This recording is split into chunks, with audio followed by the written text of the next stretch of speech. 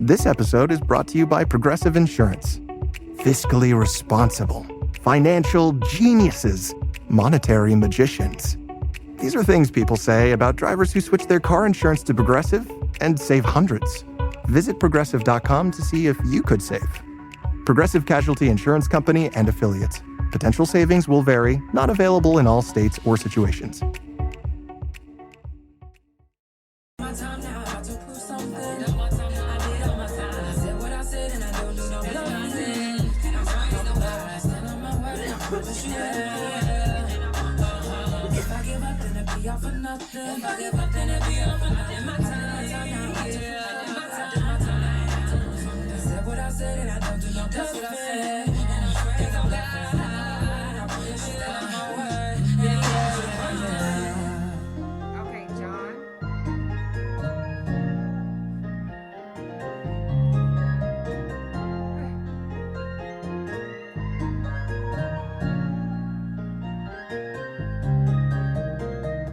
It's the Couch Chronicles, where it ain't no fucking limits. Of course, I keep telling you guys I do this every Monday, Tuesday, Thursday, and Friday from 8 Central Time, and every Wednesdays from 9:30 a.m. Central Time.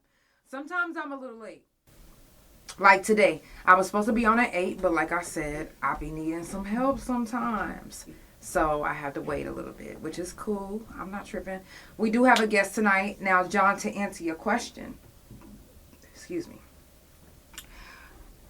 Honestly, we talk about everything on the couch. Tonight and tomorrow is the last 2 days of prison jail felon talk.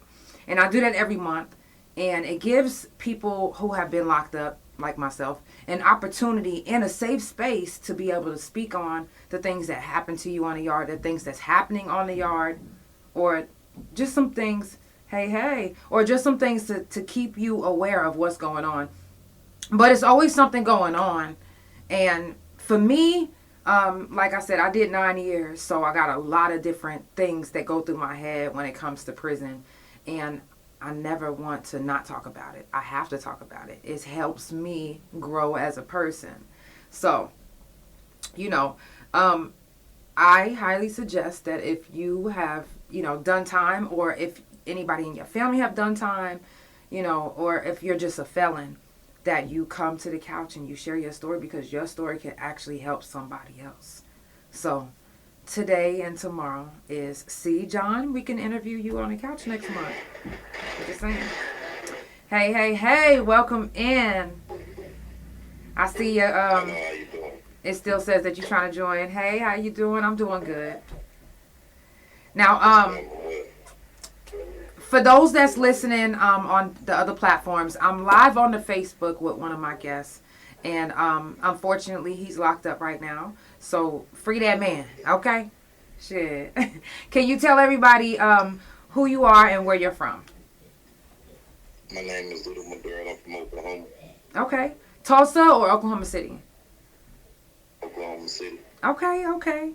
And John, DM me on my Facebook page, THA Couch. That way we can get you set up to be on the couch. Now, can you tell everybody, first of all, it's prison jail felon talk. So if you guys didn't know, and if you bothered by this subject, then get the fuck on, because we about to get into it. Now, you said MaDarryl? MaDarryl. Who named you? Your mom or your dad? My mom named me after my dad. Okay. Now, how long have you been locked up? Been on 25 years. Okay. If you guys didn't hear him, he said 25 years. How old was you when you got locked up? I was. How old? 16 years old. 16. Now, at the time when you caught your case, what was your mind? Where was your mind at? Like, what was you going through at the time? Can you remember? I know it was 25 years back, but can you remember, around the time when you caught your case, what your mind frame was like mental? Can we get a little details on that? I was trying to run from a petty juvenile case. She had told me already that if I had a dirty UA or got in trouble again, I was going to Thunderbird Academy, you know, young, feeling like I still got a lot to do in the world that I didn't know nothing about. You know, I took on up out of there, you know, and when I seen it got too bad, I tried to kill myself the same year that I caught this case. Wow.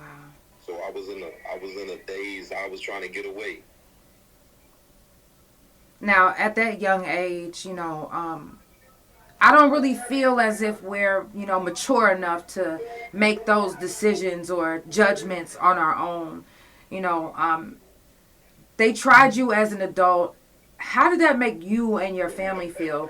And how is your relationship with your family? I was so young. I didn't know I was not supposed to be going through that alone. You know, I'm the second oldest of 6 kids with my mother. Mm-hmm. So everybody in my family was still young, you know, so we were still having children relationships. I didn't have enough time to establish really no family other than what I had at the house. Right. Wow. Because you was young, you know, and the thing, this is what I used to think about all the time. Like, I'm in prison.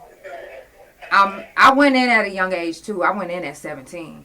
So I didn't really have that day one relationship with somebody. Like, you know how people be like, this is my day one I didn't really have that. You know, and I don't know if people understand, like, what that does to you. Like, that does something to you when you don't have that person, those people that everybody else have. So with you being the oldest, you didn't get that much contact with your family, did you? Not really. My mom, you know, because she did the same thing with my father, you know. So my mom knew what I was going through, but there's nothing she could do about it. She had 5 of us at home. And being so young, I understood that. I don't know how, but I did. And I never really put no pressure on my mom. I got mad at my mom because at the end of the day, you still got 5 kids at home that you got to raise. Right. Wow. I'm going to move you right here. Cancel.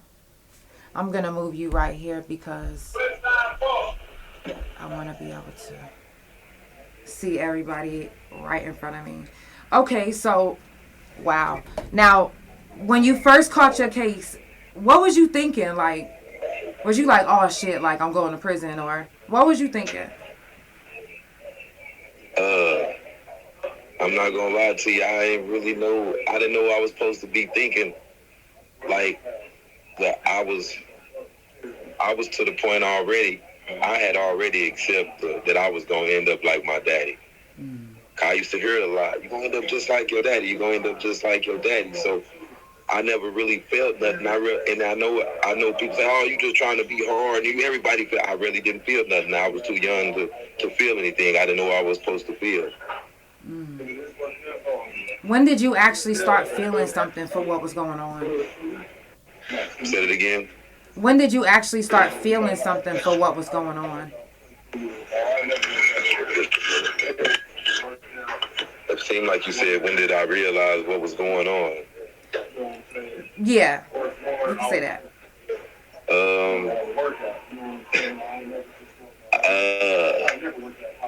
I don't know. I really don't, right? Because I came in under different tutelage. The people that I came in under, they made me go get in school. They made me get myself together. They made me learn how to write, how to respect, right? Because I came in under a time in the Oklahoma prison system where it wasn't gang violence, it was race riots. Yeah. You're right. Because what year was it that you got locked up? Like, when I came in, what you mean, what year was the race riots? No, what year was it? Because I remember whenever even Mabel Bassett, they used to be at Cape Bernard. I think. Oh yeah, 2008, 2009, the war was really at high speed. Right. Now they had all of Oklahoma locked down. Right, I know. I remember that. Now, I don't know. You know, anything about your charge. That's one thing I didn't go look up purposely because I wanted to ask you. Can you tell us, like, what you are locked up for? I'm locked up for robbery, kidnapping, and burglary one. Okay. 4 counts of each. You said 4 counts of each? Yes, ma'am. Now, at that time, and your mind was everywhere. You was trying to run. How did you catch those charges in the mind frame that you was in? Say that again. How did you catch those charges? Was it just in the midst of running? I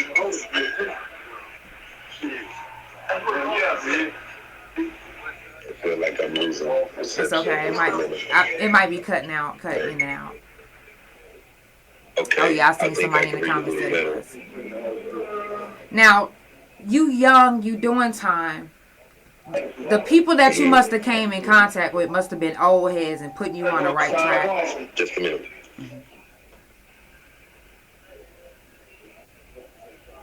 Okay, y'all, when it comes down to stuff like this, you gotta be quiet.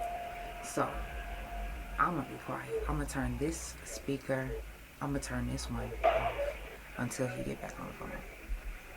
Even though, I'm sure that he probably has his phone which I seen he had the headphones in, which I think, if I'm not mistaken, he got the headphones in so I can still talk, so they wouldn't be able to hear me over there. But a lot of times whenever you locked up, if your lookout says, "Hey, yo," or "Ooh," whatever they say to let you know the police is coming, baby, you gonna have to shake the spot. Okay? Be quiet. It's okay. So, I understand what time it is. So, if y'all just now tuning in, it's the Couch Chronicles where it ain't no fucking limits. My guest is, like I said, he is still locked up. So, we gotta, proceed with precaution. Okay?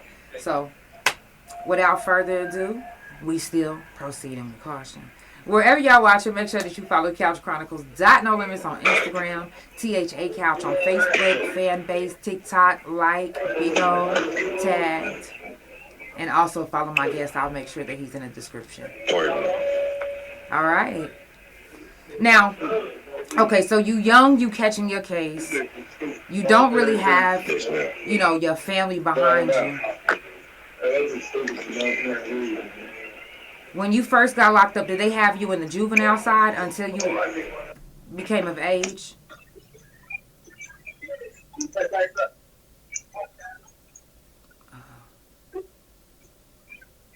Can you hear me? Can you hear me? Okay, yeah, I can hear you. Yes, ma'am. So when you caught your case, I was saying you didn't really have your family behind you. So you didn't really know what to think. So it never really dawned on you, like, the magnitude of what the fuck was really going on. What was life like? Really dawned on me, like what's going on? Right. So what was your life like when you first hit the yard? What was it like looking out of your young eyes, like trying to see and understand what's going on? I was the youngest around, and I came in, I had the flu. I'm going to tell you that when I first got to OSP, because that's the first prison I went to, I went straight to OSP. I went to the state pen. And I had the flu, and I went straight to H block. I slept for like a week. I gave away everything for like a week. And the first thing when I came to and realized that I was really in prison, I was like, man, I'm hungry. I was hungry. That was my first thought. I was hungry. Wow. Damn. So now, did you have a public defender or a paid attorney? I had a public, whatever they call them, people pretender call themselves, because they wasn't defenders. Right. I was going to ask you, did you feel like they fought for you as hard as they could have? No, ma'am. I had a public destroyer. Being that I did not have a very extensive juvenile history, there's no way I felt at this point, like when you put everything into consideration and I come this far, and I've came such a long way. When you think and just logic, it makes no sense that I got all that time. We're talking about 280 years for a non-homicide felony. do you feel like if you, the things that you know about your case and the law now, do you feel like if you would have knew that back then, your situation would have came out different? Oh, yes, ma'am. I wouldn't be here talking to y'all today about extensive time. Yeah. Yeah. But if you would have had a paid attorney, it would have been, in your eyes, it would have been better. Because I don't know if, you know, for some of those that's tuning in that's never been locked up, when it comes to having a public defender, we say public pretender. When it comes to having a public pretender, a lot of times they are really working for the other side in our eyes, because this is how many public pretenders do you guys know that actually beat a case? Not that many, right? I know none. I don't know any either, to be honest. I really don't. So, you know, what type of hope does that give people who can't afford to fight for their life and they know that they're innocent? Then you end up in prison for 25 years or longer. Go ahead. You asked me a question, knowing what I know now. This is what I know now. I know that my lawyer was disbarred. I mean, a judge was disbarred. She had 40 counts of embezzlement. My attorney was disbarred. He had like some juvenile sex cases. These like 6 and 8 years at my time. Like the stuff, it's more to it than just giving out the time. These people are crooked, breaking the law at the same time, trying to dish out the law, and they don't care who they dishing it to. There's no way I should have went in no courtroom with no adults, with no lawyer or a judge who's used to handling the adults, and then sit right next to an adult and get 208 years and watch them walk out with 20s and 15s. What, when they said 208 years, what was your first thought? They first said 4 life sentences. I fell back in the chairs. Listen, like 4 life sentences running wild. I can't even do 1 life sentence. Let me tell you, when they first offered me, they said life. I was like, whose life? Mine? Oh no, no, we ain't doing this. We gonna fight this. You talking about life? We got to. Yeah. And the system is set up such a way now that we don't stand a chance even with a lawyer. Exactly. And you know, with you being in there, you don't really know what's going on like out here as far as like people who have been out for years, you know, and they're previously violent convicted felons. They are being targeted right now out here in Oklahoma City. I mean, like specifically targeted. I don't give a fuck what nobody say. And then the cases that they're throwing on them is similar to the cases that they did prison time for. So it's something right now that is, to me, I've been noticing that this is what they're doing. They don't want us to win. So yeah, you're right. They got things in place for us to fail. Do you think if you was to be let out right now, today, if you was to be matter of fact, if you was to be let out tomorrow, do you think you have all the tools that you need to be successful? Every single last one of them. At this point, you can ask everybody here, you ready to go home? Yeah, they're going to say, yeah, I'm ready to go home, because who's not? We're in prison, right? But ask them who's prepared to stay there. Mm-hmm. I'm one of the ones that's prepared to stay there. I've been in prison longer than I ever seen in the world. Yeah. I've learned everything there is to learn there that you can learn in here. And at this point, I feel like I can't expand no longer. Everything that I've learned, I feel like they want to take it back now. We gave you all this, now we'll take it back, because once you accumulate something, you're supposed to be able to utilize it. There's no utilization of things in here. There's not too much to accumulate. I was just blessed to come in under a system where they made you go and get an education first. Yeah. They sure did. That was the first thing. When you hit the yard, the first thing you got to do is, if you don't have your diploma, you got to enroll in school. So it's changed. It's not like that. Give you a TABE test. Yeah. You're right. Nowadays, they give you a kitchen job and tell you don't smoke K2. Wow. So they not That's even. what you get. You have nothing in the way of voting. They not even promoting school anymore. They're not promoting anything. This place is, look, when you got a state that's close to first in incarceration and close to last in education, you see where your problem is at. There's no vocational training in here. It's barely people that they don't even make you go to school. They'll give you a job in the kitchen where the conditions is even more deplorable than the unit shower that you got to shower in, and they don't force you in a way to get no kind of training, because to them, this system is perpetuated on recidivism. It's a business at the end of the day. And when we're talking about excessive time, you're going to have to attack the economy part, because when you're talking to these people, telling them don't give out their time, you telling them don't keep their economy going and stop their job for them. I understand now. They don't care how old you are, from child to adult. If you can produce in the way of producing a job, and we can get free labor out of you instead of like a cow where we got to wash and feed, and you are movable, you can wash and feed yourself, you the number one prospect. And our people, the pipeline to prison, that's for sure. I knew how to get back to my apartment complex as a little child. I was taught to walk all over the east side with my mother. A juvenile stands no chance in the households we growing up in today. And it's not going to be the prison that give us all the time. We're not going to get any time from the time that we're child to even grow up to be an adult, because either we're going to be in the grave or we're going to, like me, we're going to be in here telling our story from behind the camera. That's real. That's so real. What do you think that they can do right now? What do you think right now needs to change to be put in place to help stuff like that not happen? Bring back vocational training in its place, and bring back earned credits, because let me tell you something, and that's just on the prison level, because look, everybody that somebody out there listening to is in here. Yeah. You're right. They're big. You in the game? Well, your big homie in here. Well, you in a family full of brothers and sisters. Well, your dad's in here, or your brothers in here, or your uncles in here, or your mother's in there, or your sisters in there. They don't discriminate in locking up our men or our women or our children. They don't care. No, they don't. They don't.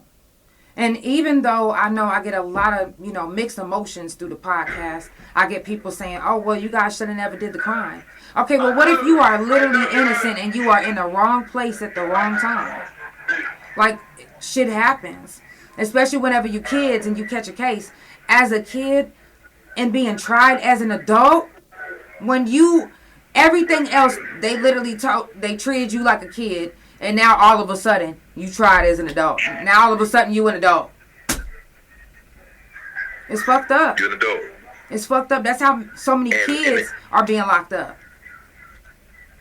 I had an epiphany. You know me, I spend my days talking to MaDarryl. I feel like she's more interested in talking to people, because people are going to come and tell you about problems and they're not solution oriented. Is this right here. At this point, to continue to talk about it and not do nothing, that's why I was happy when I seen that you had responded. Because I have never had no one to let me even tell a piece of my story. I already said if I get a chance to tell my story, I'm going to tell it from my point of view. Because I don't know what another person's going through, but I do know for a fact we're living in the same conditions, and they're deplorable. There's nothing to help the mind latch on to reality, so everyone wants to be high and get sleepy. So the drugs is rampant in there too, huh? Yeah, I swear, I remember walking over bodies and people stabbing people. Nowadays, you walking over people's eyes out or twisting out, spinning out over some drugs. And it's a sad thing to say. I went in my mind and chose the less of evils. I said, well, I'd rather see you on drugs than being stabbed. And that's a sad thing to have to choose from. You don't even get to choose from, man, I'd rather see you walking out that door. No, I'd rather see you there high than to be there getting stabbed, because if this was those times, you wouldn't be there getting high, you'd be getting stabbed. And no, we have no that the alternatives are Gregorian. That's real. Well, and I do. It's like you have no. Yes, ma'am, I'm listening. No, continue.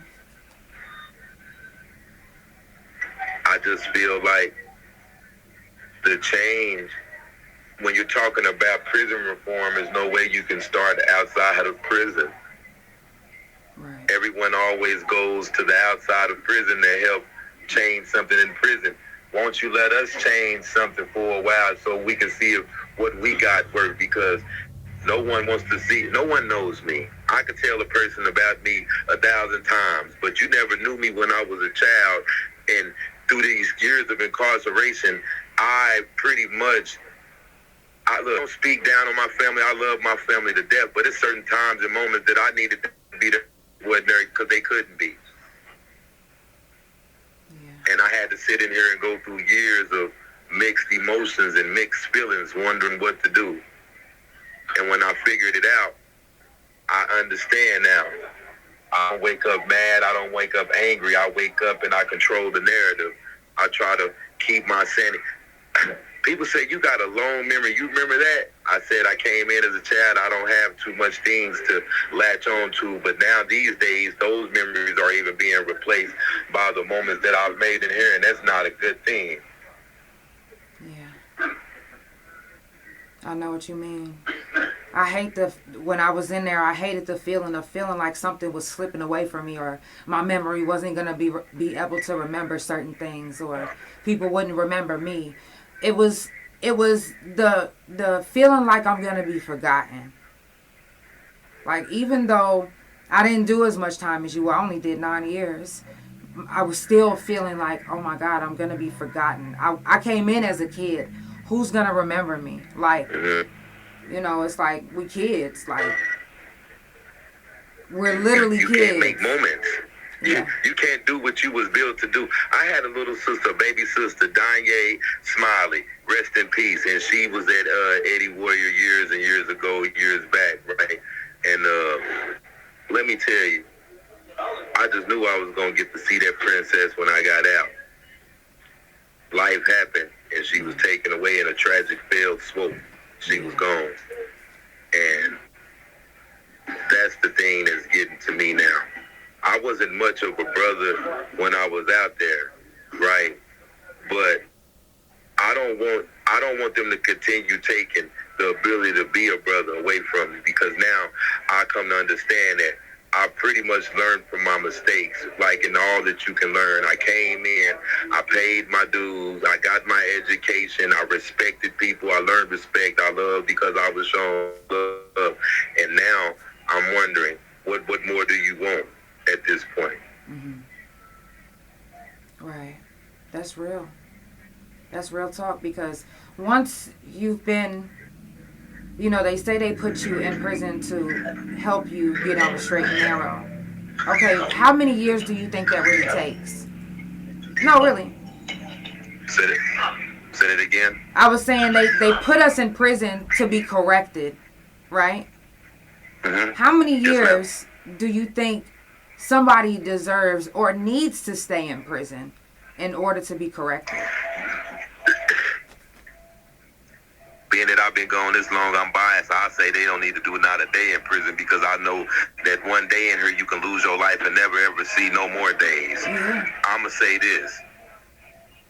If you're going to and be intent on breaking the crime repetitiously, then the punishment should meet the crime. If I go and rob somebody or steal something, ain't no way I'm sitting in prison no 20 years, 25 years. That just don't make sense to me. To say that you shouldn't go to jail, though, at the same breath is ludicrous, because that's not even sane or logical thinking.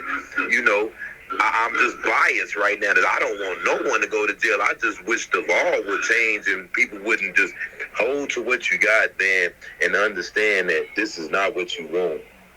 Yeah. Did you ever imagine because that you this would... is being portrayed? Did I have a mask? No, I was going to say, did you ever imagine that you would be doing this much time? Heck no. I never knew in all of the world that you can do this much time. I came in here and had already started seeing people that had already been in the time that I'm doing now, even back then. That's real. I had a cellie that has been gone 14 years. He was gone my whole life when I ran into him. I was 40 and he had been gone 40. Wow. You know, you meet so many people in there, and, you know, you build bonds, that's probably, you know, what's taking place of, you know, your old memories. Is the bonds that you build in prison is a bond that is, I can't even really explain it. It's just like, it's very special when you build a bond with somebody in prison. Those type of relationships, they last forever. Them is soul ties. We building soul bonds in here, because let me tell you something. Only your family supposed to be around you this much. Everybody else is supposed to be encounters. Yeah. So the bonds that you building with these people, straightforward and straight across on prison time, is different, because not only is y'all building bonds on prison time, y'all going through deplorable conditions, living, eating, COs with their attitudes, inmates with their attitudes. You never know. You dealing with so much, and you just look up and it be overwhelming. Ain't no one supposed to make you this mad or make you this happy. Bro, you see me on the live chat, bro.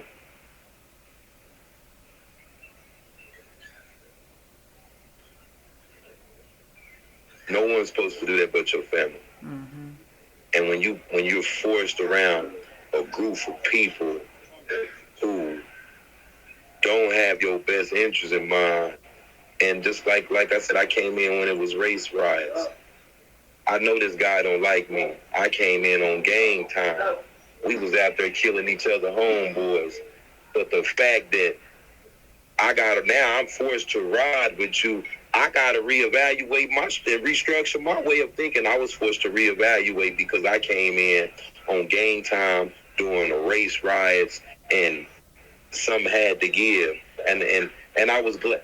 And when you think about it now, you lived all these years. You glad something pulled you away from the life you was living, because you either one end up killing a lot of your brothers, or two, one of your brothers end up killing you. I learned to love my brothers now, and now that I built that love for my people up, I can't get out there to demonstrate it. They're gonna keep me in here where I can't go show them bonds of affections. They see who they want to let out. This is not coincidental. This stuff is rehearsed. They're picking individually who they want to go, because they know them guys will be back. Exactly. It's a money thing. I keep telling y'all about this Ponzi money scheme. grab. I'm telling you, they make the most money off of violent offenders, previously convicted violent offenders. Right now, I'm telling you, we're being targeted because we'll make them the most money. Because they know we don't want to go back. We're going to do everything we can to stay out. And that's breaking bread. That's breaking bread. Can I say something else too, sister? Absolutely. You can say whatever you this want. This right here. Look, they're trying to replenish their systems, right? The system, and then they don't want none of our people to get in their systems. So when all these institutions of hardlining and all these economical and monetary systems and all these other institutions get filled up, what they're going to do is perpetuate us filling up their prison institutions. Mm-hmm. Because we're going to give you no way to be educated. They're taking all the money away from public schools and putting them in private schools and charter schools, stuff that our family can't afford or don't even live by, right? So when you look up, you're going to have teachers in a public school that don't want to be there, don't want to teach you nothing. You get passed all the way up into your high school years, and they be so tired of you by the time you get to high school, they looking for a way to put you out there where you can go where I'm at. Mm-hmm. That's real. That's real. They're funneling us straight from our parents' house to prison now. Now they ain't even letting you get old enough to go to prison now. They taking you straight out the room, straight out of doing chores, and putting you straight into working in the child hall. Mm-hmm. That is so real. Now I do want to scoot back. You spoke on y'all living conditions. Can you get into a little bit more detail about y'all living conditions? Every prison in the state of Oklahoma is either extremely old or was so rushed put together that it's falling apart faster than the older prisons. They don't have enough staff to you got 120 men per unit, but you got probably 8 staff on the whole yard, and you got 1, 2, 3, 5, 6, 7, 8, almost 9 units. The food, the stuff that they give you, it's no wonder that people get out of here and go out there and try to overindulge out there and end up with some type of forms of cancer. Yeah. You getting stuff in here that you can't even describe, and everything else outside of that is machine poop. But what I mean by that, you eating waste matter that's produced by a machine. That the machine is dehydrating it, pulling all the nutrients out of it, adding preservatives to it and giving it to you so you can eat it. It's called processed food. Now you get to eat the processed stuff. They're incorporating in us in here with these conditions a way to want to come back to prison. Because you looking at, we're living in tents. There's so many tents in Oklahoma right now. This is, when you get out, you seeing a tent down the street, how a tent would make you feel uncomfortable if you never lived in one, if you seen it just walking down the street. Not after this mentality. You making me think, well, even less deplorable conditions would be better than these deplorable conditions.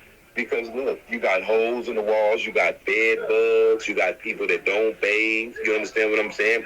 You got 3 toilets that 120 people got to share. You got 2 showers that 120 people got to share. And I am on the oldest yard in the state of Oklahoma.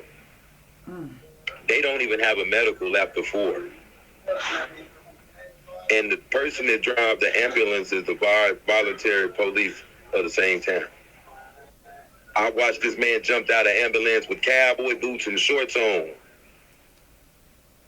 Wait. What? He jumped out the daggum ambulance with cowboy boots and shorts on. It looked like he just came from fishing. I was gonna say, he probably just woke up or he just came from somewhere. That's wild. Wow. And a lot of people that's tuning in, they wouldn't know none of this. This is important to know. I watched this place for 25 years flip 3 eras. I watched 3 eras come and go in this place. I watched from where the COs would run down on you and they would even give you that fight you asking for. I watched the era of the violence and I watched the era of the drugs. Now you see I come in and go look in the office and now I guess nothing to see the staff sleep. He in there knocked out sleeping. There's 120 inmates walking around doing whatever they want to do. I'm not saying that's a bad thing for us. I like it that way. Stay out my way. Mm-hmm. But what I'm saying is, really, what are we doing here? Yeah. What part of correction is being corrected if they not doing the things and putting the stuff in place for you guys to actually be corrected? Oklahoma. I told a guy when people told him they couldn't, he was like, man, ain't nothing we can do with your case. I said, look, man, Oklahoma has to be number 1 in convicting people and number 1 in overturning convictions. Yeah. That means that Oklahoma, there's no justice in this criminal. This is a criminal system. I never understood the term criminal justice. Show me the justice in criminal. This is the Oklahoma criminal system. The justice is what you're trying to produce. They're trying to extract justice and money and time out of a person, all in the name of the law. Yeah. I looked up and I'm telling myself, there's no way y'all can continue to put juveniles in front of judges who's taught to handle adults. With that much repetition of handling adults, you can't turn the blind eye and see me as no child. Your mind don't work like that. You're programmed for years and years and years and years to sentence adults, and I get in your face. And this is what I get right here. It starts, this stuff, people saying it starts everywhere. It started everywhere at the same time. Everybody's on the same kind of BS time. From the judges to the prosecutors to the COs to the wardens to even, and I'm not gonna lie, even some of the inmates, they you look up and I see why they got penitentiaries. Because some of these people is animals. I'm not gonna lie. Some of these people is animals, but to those who is not animals, those who is truly trying to change and truly got something to get back to out there and got something to live for, you're not giving them no chance. You said I got 208 years until I got all this ran together. You didn't tell me that I was going to run into a dude with a life sentence that's going to wake up with an attitude ready to kill somebody tomorrow.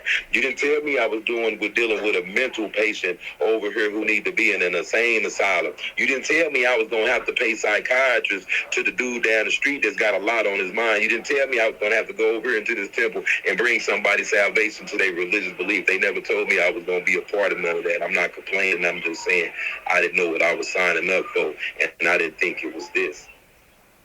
Right. That's real. So for 25 years, you have literally been sitting on how you feel and what you went through and what you're going through. I feel happy because I'm on the back end. I feel blessed because even though I did 25 years, it don't show in my features. I took care of myself. Time took care of me. I wake up knowing that, yeah, I did 25, but the guy over there, he done did 35. I look down there and I say, wow, this guy got a life without parole. He's never getting out of prison. The guy over there, their whole unit is on walkers, strollers, and crutches. You look up at all the things that you can be mad about, and you look at yourself and the type of person that I become. I don't care if no one know what I become. The type of person that I know I become, I look at myself, and that's enough for me to be happy about, because I know that I'm bringing with me when I get out of here something that's going to be of value to everyone that I'm around. I know that I got worth because I built myself up with valuable things, not things that you could touch. I built myself up with a conditioned mind. I added great characteristic traits to my character. You know, I learned how to love. I learned how to forgive. I learned how to laugh. I learned how to, all right, yeah, you right. I learned how to do that. You know, I learned the trick of life. I learned that life is not to be figured out. It's to be understood and lived. And I figured that, well, since I understand life on this level, that's understanding in all levels. There's no difference between me and you except that you're over there and I'm over here. I never say y'all out there in that world and I'm in here in that world, therefore separating the two. I just united everything in my mind, and I know for a fact that you might not let me out today. You might let me out tomorrow. You might not let me out next year, but one day you're going to have to open these gates, and I'm going to do everything in between time. I built up enough things in my mind to make sure that I can get through it. Yeah. I just smile. That's real. That's real as fuck. I call my mama, and I stare at my mama real good. And I call my nieces and my sisters, and I look at my princesses. And you know, I just, you know, things don't seem so bad. That is definitely the best attitude to have, you know, when you're locked up. Because things that's out in the world, we cannot control. That's why when I was locked up, I did not watch TV. I said, I don't want to see something I can't control. I got a TV. It don't even get plugged up. Yeah. I think instead of buying a TV, I just bought an MP3 player. I said, I just want music. Just give me music and I'm good. I bought a bunch of books. I got a ridiculous library. Wow. I got so many books. I found a way to travel through the world. Mm-hmm. I don't got it in my mind that I'm behind no one out there in the world. How can I be? And I had all this time to sit and think. I got it more together than most people in the world. Yeah. That's real talk. Yeah, you got freedom, You got freedom, but you don't got the freedom of thought. I got the freedom of thinking for myself. And there are some people that's literally out here and been out of prison for 9, 10, 15 years, and they still locked up. Been locked up, still ain't left. They locked up, they stuck. I had a little sister, she went and did 10 years in federal prison. My little sister, Denise Shaw, she got out, went and finished getting her degrees from OU. Had 2 children, got a whole business. She got a food truck, 23rd Street Eatery. I look at my sister, and I know the stuff that she made of, I'm built of that same stuff I was made of at first. I got 2 sisters that's traveling nurses. I got a sister that got a daycare in Missouri, and I got a sister that worked for a school. I told my mom, I say, Mama, all of us got diplomas in this house, and everybody's successful. I just got to get out there and do my part. I rejoice in knowing I got a part to play in this life, and I got people that's going to cry when I die. Mm-hmm. Facts. That's real. Wow. You know, it's dope that you still, you know, have that bond with your family. You're able to build, you know. It's not easy to keep, you know, in touch with people that you fuck with, that you love, or that care about you whenever you locked up. You know, some people, they don't know how to reach you, or some people don't know how to reach you, if that makes sense. Yes, ma'am. Like, they know that they want to say something. Because mm-hmm. Did you feel like when you were in there that life was weeding out all the things that wasn't supposed to be in your life? Yes, absolutely. But again, you know, just like you know, I went in at a young age, and before I went in, I was in DHS custody. So I went from DHS to prison. I didn't really get a chance to, like, go back home, and, you know, I was just, before prison, I was literally in different, you know, shelters, different group homes, different foster homes. They literally moved me around so much. It was like I never got a chance to just, like, build a bond with somebody, I feel like, until I got older. Yes, ma'am. Yeah. Until I got older. People's usually not used to running into somebody like me, because the questions they ask, they always be like, they ask the same questions over and over. Mm-hmm. I said, did you ever have any girlfriends? That one sent me. I laugh at that one all the time. You know, I was only 16. I bet I had 3 girls ever in my whole life, right? And they said, well, what you doing? I say, man, with this much prison sentence of time, you know, and they say, I know you're going to get out and have a lot of kids. You know, you crazy. I respect responsibility, and I respect life too much. Mm-hmm. I'm not going to get out there. Uh-oh. What's happening? Uh-oh. Y'all, if you just now tuning in, it's the Couch Chronicles, where it ain't no fucking limits. Either his phone died or the police came. And I totally understand that. Trust me. Y'all, it is Prison Jail Felon Talk today and tomorrow. Tomorrow is the last day. Don't worry, because I do it every month. And, you know, even for my guests, you know, anytime, if you still watching or if you still tuned in, you can come back anytime. It doesn't have to be, I was on the couch today, I can't be on it tomorrow. You know what I'm saying? I can't be on it for the next Prison Jail Felon Talk. Yes, you can. You can be on it every time I have it. Like, literally. Today don't gotta be the only time you tell your story. You can tell your story each time I do Prison Jail Felon Talk. If you want to talk about this motherfucker every month, we gonna do it. We gonna do it, because we have to be the voice for, even though he's saying, let the people that's inside try to help. I'm not gonna stop what I'm doing. We still gotta help too, y'all. For what he's talking about, we still gotta help too, okay? So, you know, I definitely appreciate everybody for tuning in. Make sure that you follow my guest on all social media. You know, I will make sure that his information is in the description. There are things that we can do to help our brothers and sisters that's locked up. And that's allowing their voice to be heard. And also being the voice for them when they can't be the voice for themselves. Y'all, it's the Couch Chronicles, where it ain't no fucking limits. I will see you guys tomorrow. I love you guys so much. And we're gonna, you know what? Tomorrow, Don DA is going to be on the couch for the last day of Prison Jail Felon Talk. But guess what? We still going to get our guests back on. Because guess what? This is the type of stuff. This is the reason why I have my platform. This is the reason why I am put on this earth to help. You know, I might not can do everything else that you can do. But it's things that I can do that maybe you can't do. We can all teach each other and help each other.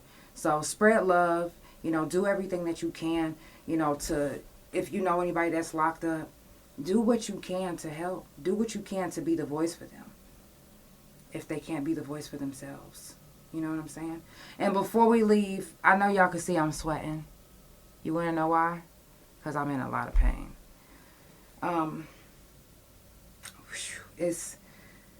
Sometimes I can't believe how much pain I'm in. I'm just like, oh my God, is this over yet? They talking about I got another 3 to 6 more months of this shit.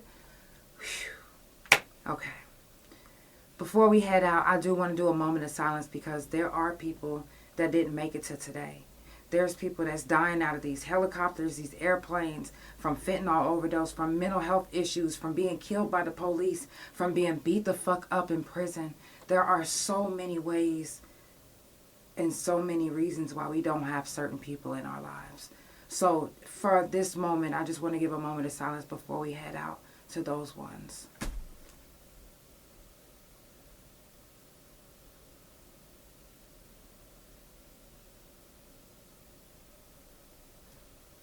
Thank you guys so much. I love you so much. And I will see you tomorrow at 8 Central Time. It's the Couch Chronicles where it ain't no fucking limits. Good night. Okay.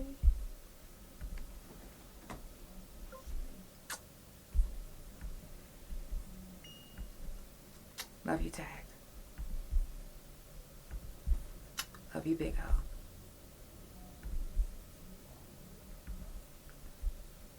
Okay. Spotify, Apple, Pandora. Thank you so much for tuning in. It's the Couch Chronicles where it ain't no fucking limits.